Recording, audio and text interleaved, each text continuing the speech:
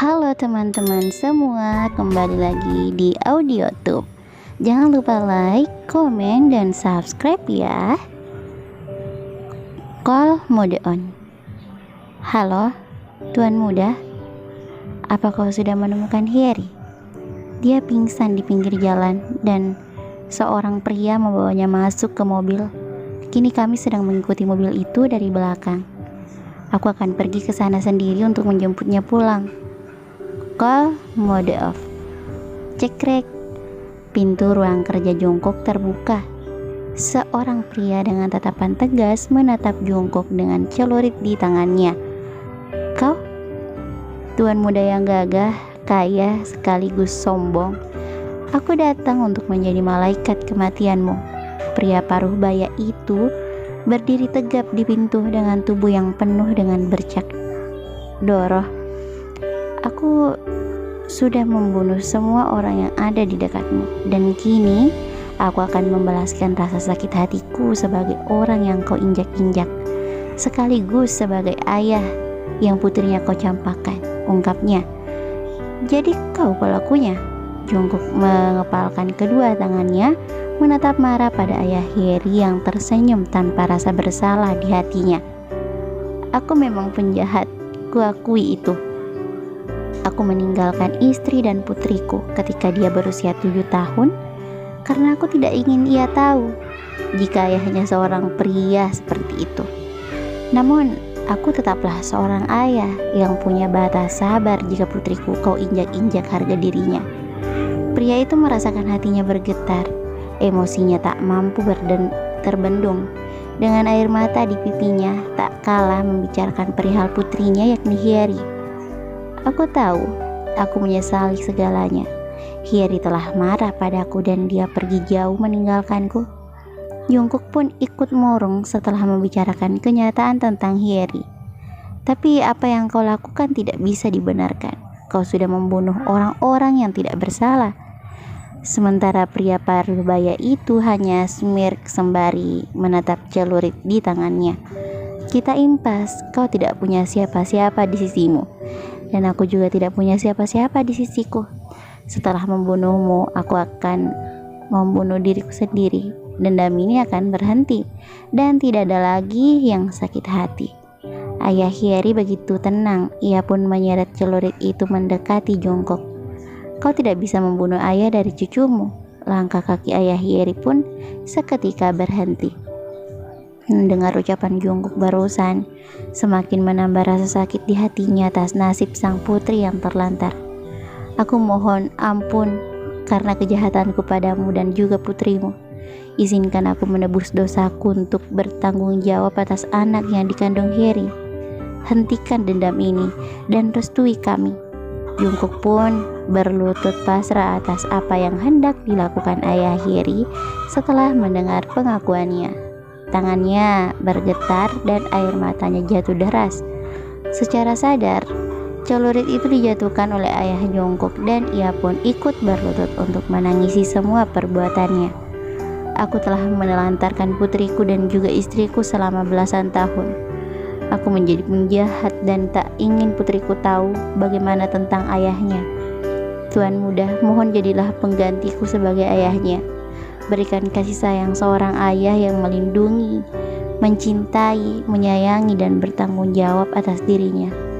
Jungkook mengangguk mendengar ucapan ayah Heri, di mana ia pun sudah tak berdaya dan ikut menangis. Bawa putriku kembali dan jagalah dia. Gantikan apa yang pernah hilang, dan tolong sampaikan padanya jika walau ayahnya adalah penjahat, aku sangat menyayanginya. Tangis terisak pun tak terbendung lagi. Sementara di lantai bawah, cepat kita kepung di lantai atas, ucap beberapa polisi yang sudah mengepung kediaman Jeon Jungkook. Semua pasukan polisi bersenjata lengkap telah menuju lantai atas, tepat di kamar Jungkook. Ditemukannya mayat Yona yang tewas secara mengenaskan di dalam kamar. Sementara di waktu bersamaan seorang pria datang di ruang kerja Jungkook membawa sebilah pisau yang ia gunakan untuk menganiaya ayah Heri. Pembunuh, mati kau sekarang. Pekik ayah Jungkook yang datang secara tiba-tiba dan menikam ayah Hyeri secara bertubi-tubi. Jungkook mencoba menghentikan pertengkaran itu di mana keduanya saling menusuk dengan senjata masing-masing. Jungkook terkena tikaman di bagian perut samping kirinya dan membuatnya langsung terpental menepi ke tembok. Dor. Aksi perkelahian itu dihentikan polisi dengan penembakan secara berkala pada ayah Hyeri yang juga mengenai ayah Jungkook.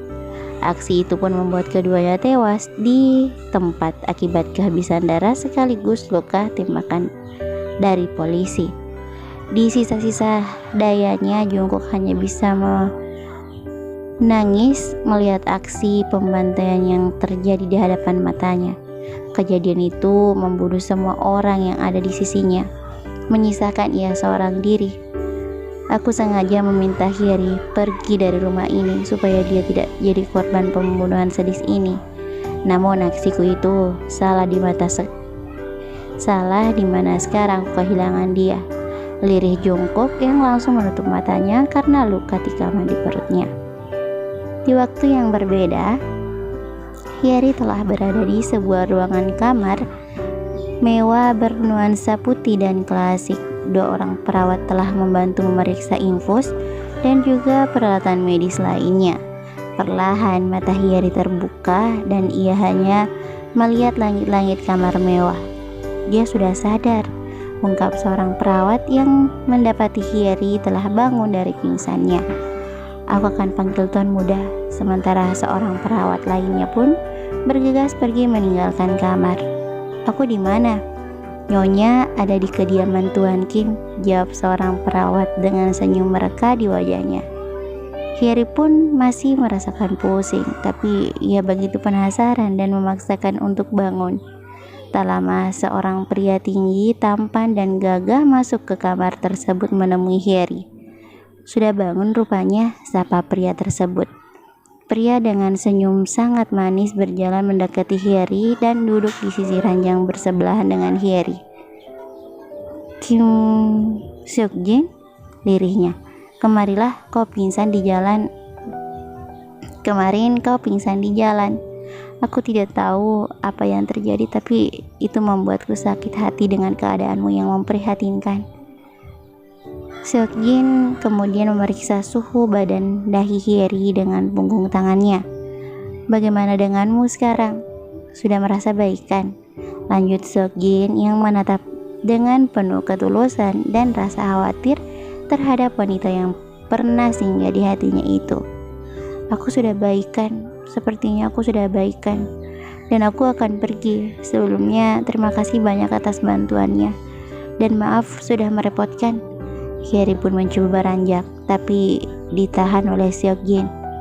Pria itu memegangi kedua tangan Hyeri dan menatapnya sangat dalam. Aku melihat penderitaan di matamu. Aku tidak bisa membiarkanmu pergi lagi, imbu Seokjin dengan tatapan tegasnya.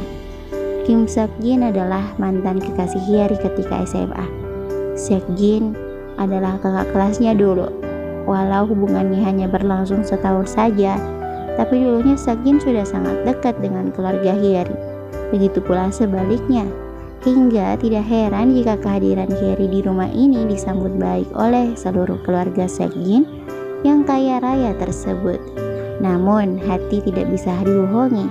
Senyaman apapun tempatnya kini, Hyeri masih tidak bisa menampik Jungkook dari benaknya. Mungkin ini adalah jalan terbaik karena Jungkook mungkin sudah bahagia dengan Yona, pikirnya. Bersambung. Thank you for watching.